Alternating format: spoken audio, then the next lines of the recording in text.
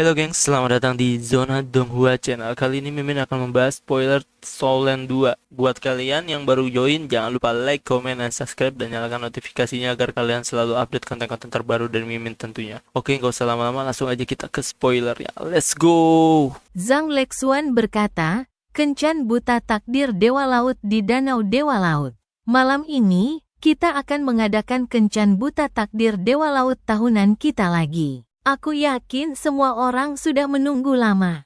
Kencan buta akan dibagi menjadi 5 segmen.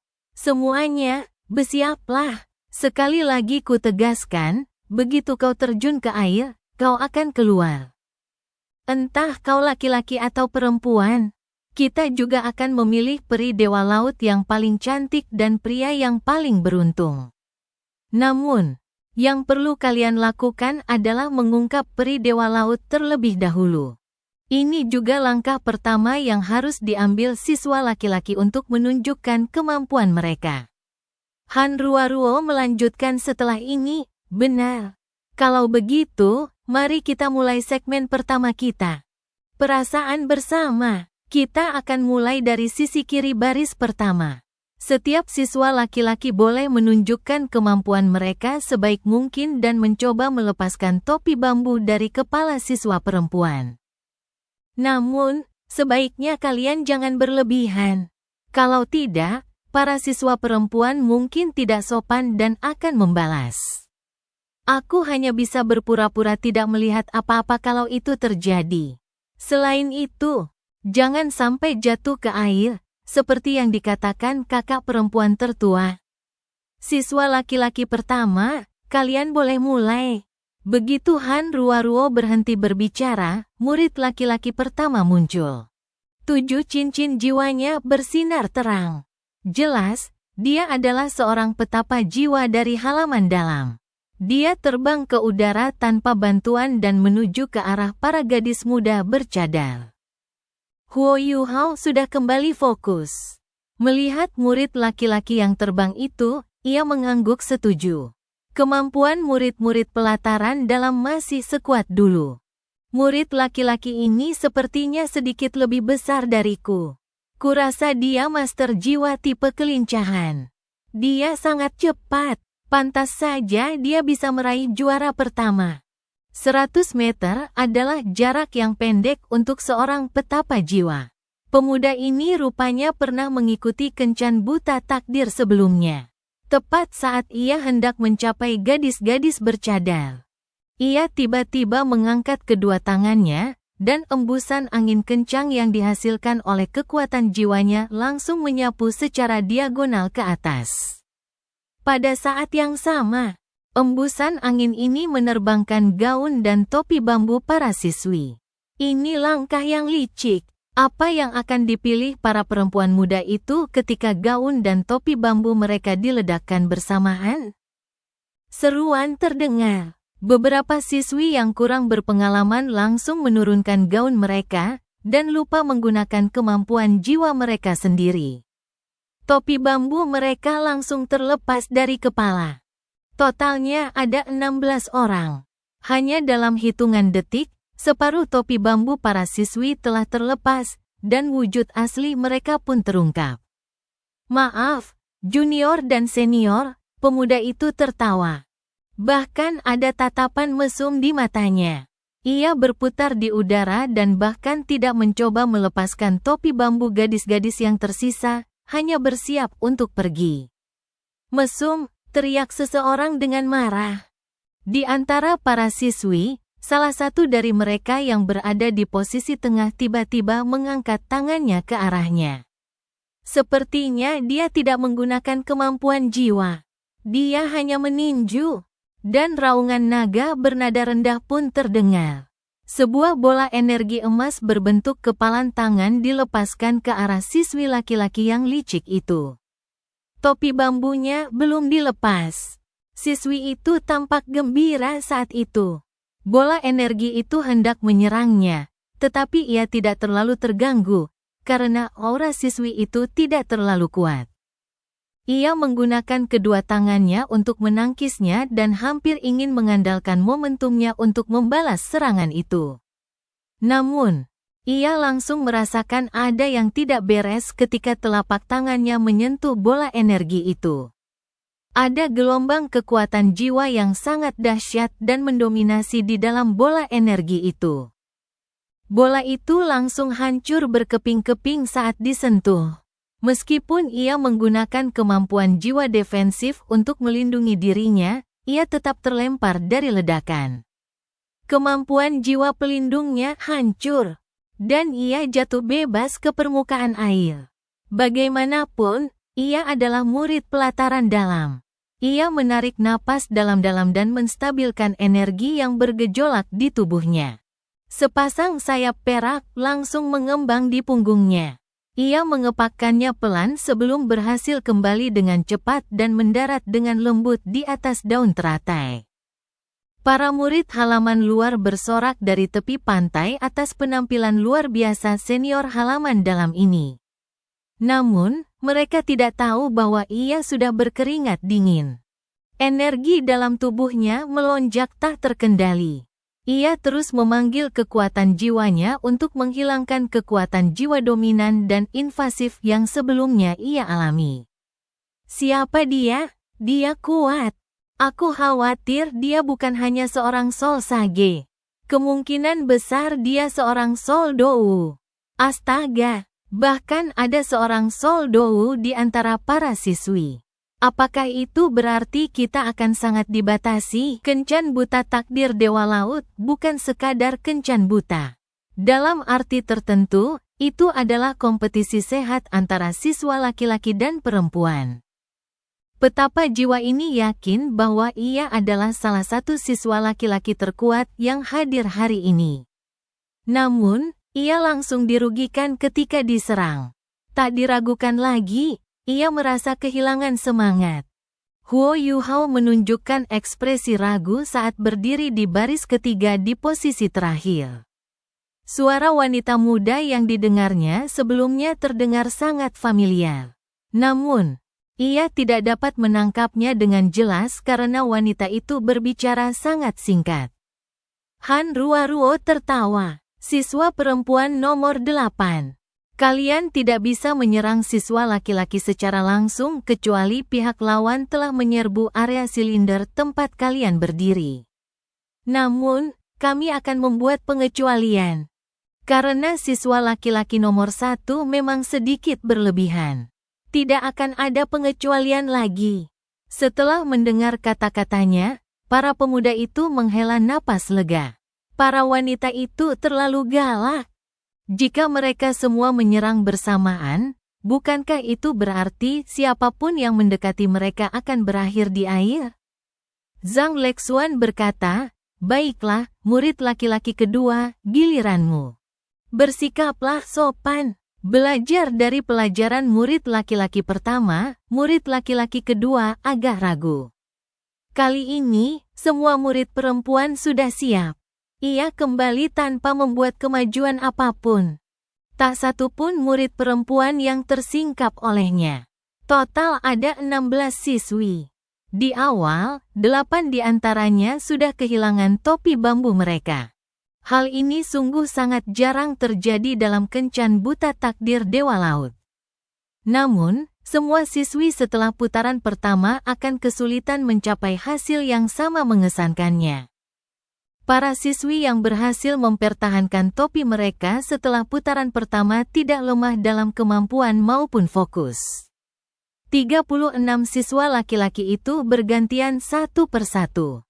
Baru setelah beberapa saat, topi bambu lainnya dilepas. Huo Yuhao adalah yang terakhir, hanya mengamati penampilan para siswa laki-laki di depannya. Ada 3 Soul Sage di antara para siswa laki-laki. Sisanya adalah Soul Emperor atau Soul King. Ini sudah sangat mengesankan. Namun, masalah para siswa perempuan yang lebih kuat di halaman dalam Shrek masih ada.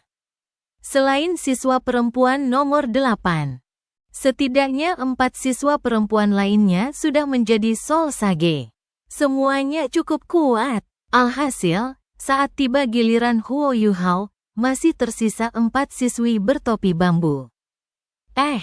Aku sudah mencarimu setengah hari. Yu Hao, kenapa kau di belakang? Semakin kau berkultivasi, semakin jauh kau mundur. Kita punya 4 topi bambu yang belum dilepas. Sekarang giliranmu. Zhang Lexuan memanggil Huo Yu Hao. Ketika ia melakukannya, Tetua Xuan dan yang lainnya segera mengalihkan perhatian mereka kepada Huo Yu Hao dari perahu mereka. Huo Yu Hao tertawa getir dalam hatinya. Kakak perempuan tertua, bukankah kau bilang aku hanya bisa datang untuk pamer? Kenapa kau memanggil namaku? Namun, meskipun ia memiliki pola pikir seperti itu, ia tetap harus menunjukkan wajahnya dengan benar karena ia sudah di sini. Ia sungguh tidak ingin didiskualifikasi karena terjatuh ke air. Besok adalah ujian kelulusannya. Wang Yan juga mengingatkannya bahwa ia tidak ingin menyinggung Zhang Lexuan saat ini. Huo Yu Hao melangkah turun dari daun teratai. Ya, ia berjalan perlahan menuju para siswi. Penampilannya tidak semenarik atau semenarik para siswi sebelumnya. Cincin jiwanya bahkan tidak bersinar. Ia hanya berjalan dengan tenang. Zhang Lexuan sedikit geli saat dia bergumam pada dirinya sendiri. Orang ini benar-benar datang ke sini hanya untuk menunjukkan wajahnya. Di tepi pantai, para siswa pelataran luar kebingungan saat melihat siswa senior pelataran dalam yang terakhir ini. Lihat ini. Bagaimana senior ini bisa berjalan begitu bebas di permukaan danau? Kemampuan macam apa itu? Kurasa dia seharusnya seorang petapa jiwa, dan dia sengaja mengendalikan ketinggiannya. Tapi, bagaimana dia bisa melakukannya semudah itu? Bukan itu. Kemampuan senior ini bertipe es. Dia bisa membekukan lapisan es di bawahnya saat berjalan. Itulah mengapa dia merasa begitu mudah. Dia tidak akan merasa semudah itu jika dia terbang. Orang yang berbicara itu adalah Jinsa, yang pernah ditemui Huo Yu Hao sebelumnya. Dia bisa berkata begitu bukan karena penglihatannya yang sangat jernih. Mengingat pencahayaan dan jaraknya, bagaimana mungkin dia bisa melihat semuanya dengan jelas? Dia sengaja mengamati Huo Yu Hao saat pergi ke pulau sebelumnya. Tepat saat para siswi di pelataran luar tengah asyik berdiskusi, Huo Yu Hao tiba di hadapan para wanita berkerudung itu. Awalnya, ia berencana untuk berkeliling sekali saja di sekitar para siswi sebelum kembali. Namun, Zhang Lexuan mengawasinya dengan saksama. Jika ia benar-benar tidak melakukan apa-apa, Zhang Lexuan mungkin tidak akan membiarkannya pergi. Sambil memikirkannya, ia tiba-tiba tiba di depan murid perempuan nomor 8, yang sebelumnya ia kenal. Ia meraih topi bambu murid perempuan itu. Ya, dia hanya mengulurkan tangan. Dia sama sekali tidak cepat. Kecepatannya tidak jauh berbeda dengan orang biasa. Bagi Huo Yu Hao, mengingat kemampuan yang ditunjukkan siswi perempuan ini sebelumnya, dia pasti bisa dengan mudah menghalanginya. Setelah itu, dia tinggal kembali ke tempatnya berdiri. Namun, ia terkejut saat mengetahui bahwa wanita itu tidak berniat melindungi topi bambunya. Ia membiarkan Huo Yu Hao memegang ujung topinya tanpa bergerak. Ini, Huo Yu Hao tidak punya kesempatan untuk menarik tangannya sekarang. Bisakah dia tidak melepas topinya saja? Itu akan sangat tidak sopan baginya dan kencan buta takdir Dewa Laut. Apa yang akan terjadi padanya? Karena tak punya pilihan lain, ia hanya bisa melepas topinya. Untuk menghindari situasi di mana siswi itu lupa menghentikannya, ia sengaja memperlambat laju kendaraannya. Jika siswi itu melawan sedikit saja, ia akan langsung melepaskan topinya dan memasangkannya kembali. Namun, segalanya tidak berjalan sesuai keinginannya. Dari awal hingga akhir, ia tak berniat menyentuhnya. Ia membiarkan pria itu melepas topinya dan memperlihatkan penampilan aslinya. Ada kerudung panjang di bawah topinya. Huo Yu Hao baru menggeser kerudung itu setelah mengangkatnya ke atas wajahnya. Baru saat itulah ia melihat penampilannya. Tangannya kaku. Awalnya, ia tampak tak berdaya. Namun, kini ia terpaku pada gadis itu. Bahkan es di bawah kakinya mulai retak, dan sepertinya akan retak kapan saja. Di hadapannya terpampang wajah yang nakal. Gadis itu tampak bak peri yang turun ke dunia fana, disinai cahaya keemasan, dan dipertegas oleh gaun putih panjangnya. Rambutnya yang berwarna biru kemerahan tergerai di belakangnya.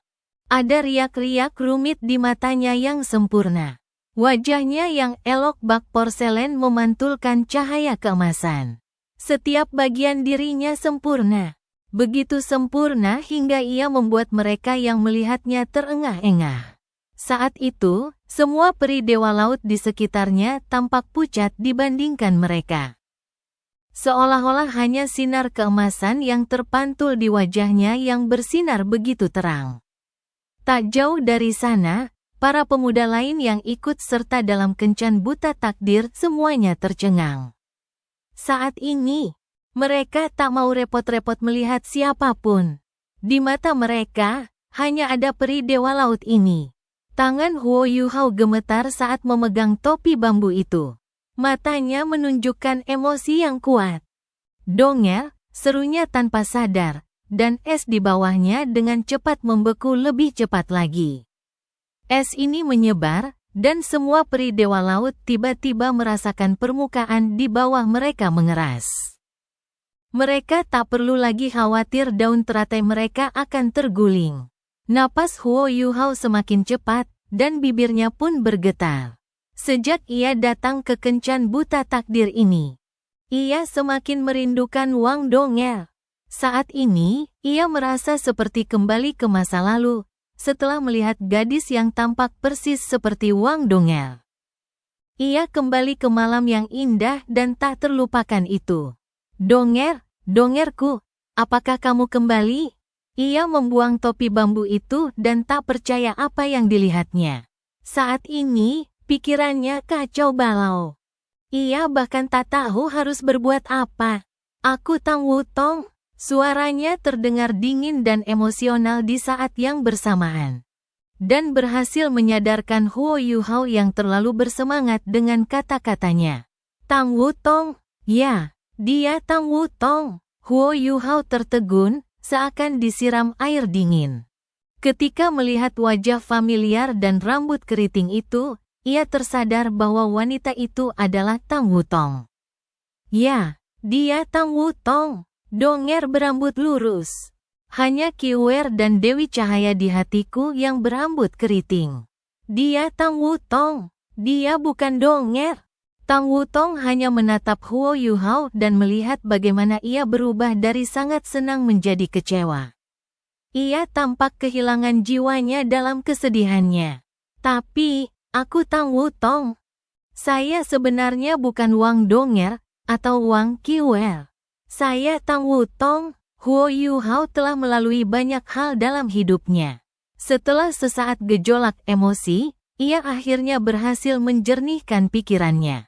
Ia mengejek dirinya sendiri dan mengangguk pada Tang Wutong. Setelah itu, ia pergi tanpa sepatah kata pun. Ia segera kembali ke tempatnya di barisan terakhir. Dia bahkan tidak mencoba berbicara dengannya. Melihat ini, para siswa laki-laki di halaman dalam tercengang. Si cantik yang membiarkan dia melepas topi bambunya. Apa maksudnya? Ini artinya dia tertarik padanya. Tapi, dia bahkan tidak mengatakan apa-apa, dan pergi begitu saja. Wah, cantik sekali. Cantik sekali.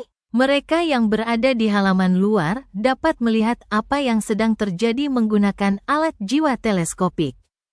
Tang Wutong langsung menjadi pusat perhatian semua orang. Ya, dia memang terlalu cantik. Siapapun orangnya, dialah pusat perhatian. Han Ruoruo dan Zhang Lexuan saling berpandangan, dan Zhang Lexuan mengangguk ke arah Han Ruoruo. Selanjutnya segmen kedua, seru Han Ruoruo lantang. Setelah segmen pertama, saatnya para siswi mengungkapkan ketertarikan mereka. Segmen kedua ini berjudul Cinta pada Pandangan Pertama. Aturannya sangat sederhana. Setiap siswi memiliki tombol untuk mengendalikan lampu jiwa di bawahnya. Mereka dapat menyalakan lampu mereka untuk setiap siswi laki-laki.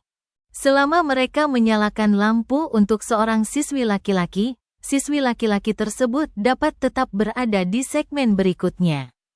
Namun, mereka yang tidak berhasil harus keluar. Sebelum segmen kedua dimulai, kami akan mengurutkan siswi laki-laki berdasarkan jumlah topi bambu yang mereka lepaskan sebelumnya. Di antara 5 segmen Kencan Buta Takdir Dewa Laut, segmen kedua memakan waktu paling sedikit. Namun, segmen ini merupakan ujian berat bagi para siswa laki-laki. Mereka akan tereliminasi. Betapapun kuat atau hebatnya, jika tidak ada siswa perempuan yang menyalakan lampunya. Lagi pula, jumlah siswa laki-laki jauh lebih banyak daripada siswa perempuan.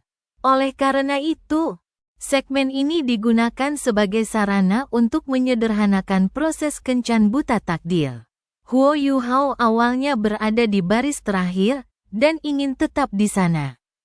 Namun, karena ia telah melepas topi bambu Tang Wutong dan hanya ada 8 orang yang berhasil melakukannya, ia kini berada di baris pertama. Petapa jiwa pertama yang telah melepas 8 topi bambu berada di sebelah kanannya di baris pertama. Semua peri Dewa Laut, mohon pertimbangkan pilihan kalian dengan cermat. Kalian diberi waktu 1 menit. Kalian harus berpikir dengan matang. Lebih lanjut, izinkan saya menekankan bahwa jika kalian tidak membiarkan lampu menyala untuk siswa laki-laki manapun, itu berarti kalian menyerah pada acara ini. Para siswi masing-masing punya rencana sendiri. Mereka semua berpisah, dan kini tampak sangat pendiam. Tak seorang pun tahu siapa yang mereka minati. Semenit berlalu dengan sangat cepat. Atas aba-aba Zhang Lexuan, Han Ruoruo melanjutkan menjadi pembawa acara. Baiklah, segmen kedua kita akan segera dimulai. Pertama, semua peri Dewa Laut. Silakan nyalakan lampu kalian untuk siswa laki-laki. Di segmen kedua ini, bukan berarti kalian memilih seseorang jika kalian menyalakan lampu untuknya. Kalian bisa memberinya kesempatan jika kalian memiliki kesan yang baik tentangnya. Di saat yang sama, kalian memberi diri kalian kesempatan. Aku yakin pihak lain akan memperhatikan kalian jika kalian menyalakan lampu untuknya. Orang pertama yang menghadapi ujian adalah sang petapa jiwa yang sebelumnya telah melepaskan 8 topi bambu. 3, 2, 1. Silakan nyalakan lampu kalian untuk siswa laki-laki pertama. Hampir seketika, separuh lampu padam. Setelah itu, beberapa lampu lainnya pun padam. Hati siswi pertama kini tercekat. Sekuat apapun ia harus meninggalkan panggung ini jika tak ada siswi yang memilihnya. Saat ini, ia menyesal telah bertindak berlebihan sebelumnya. Kesannya di mata siswi-siswi lain telah menurun drastis setelah siswi ke-8 menyebutnya mesum. Untungnya, dia adalah seorang petapa jiwa, yang membuatnya tetap menarik. Terlebih lagi, mereka semua adalah murid halaman dalam. Setidaknya, mereka masih mengenalnya. Akhirnya, 5 lampu tetap menyala. Untungnya, dia tidak tereliminasi. Siswa laki-laki lainnya mulai gugup setelah melihat siswa pertama mereka menerima pukulan telak sejak awal. Entah apa yang dipikirkan siswa perempuan itu. Terlalu banyak pemuda. Ada 16 siswi, tetapi 36 siswi.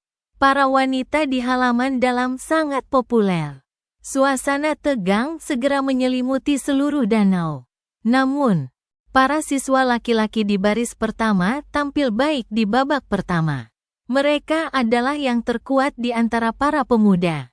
Sementara itu, untuk beberapa pemuda berikutnya yang maju, lebih dari separuh siswa perempuan tetap bersemangat untuk masing-masing dari mereka. Segmen kedua berlangsung sangat cepat. Meskipun Huo Yuhao berada di posisi yang agak terbelakang di baris pertama.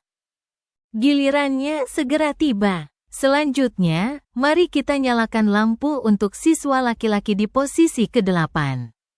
3, 2, 1, mulai. Huo Yuhao masih sedikit linglung. Ia salah mengira Tang Wutong sebagai Wang Donger, yang merupakan pukulan telak baginya. Kerinduannya pada Wang Donger sedang memuncak saat ini, membuatnya merasa sangat lemah. Ia hanya ingin segera meninggalkan tempat ini dan kembali ke tempat tinggalnya, dan berharap semua lampu padam.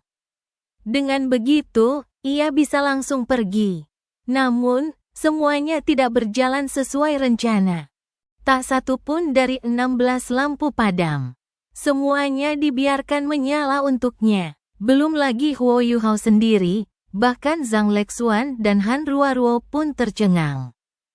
Penting untuk dicatat bahwa Huo Yuhao tidak tampil terlalu mengesankan sebelumnya, meskipun ia telah melepas topi bambu Tang Wutong. Sebaliknya, ia justru yang paling tidak menarik perhatian. Mengapa para wanita membiarkan lampu mereka menyala untuknya? Apa yang terjadi? Huo Yuhao tertegun. Ia hanya ingin segera pergi. Jadi mengapa ia sekarang lebih disukai daripada saat kencan buta sebelumnya? Ia masih ingat dengan jelas bahwa ada 17 peri dewa laut saat terakhir kali ia di sini. Di segmen kedua, satu lampu dipadamkan untuknya oleh Wu Feng. Kali ini, ke-16 lampu masih menyala untuknya. Tak satu pun siswa lain yang datang sebelumnya berhasil menjaga ke-16 lampu tetap menyala. Sebenarnya, ini bukan karena keberuntungan. Para siswi di halaman dalam semuanya cerdas dan kuat. Selain itu, mereka memiliki selera yang tinggi.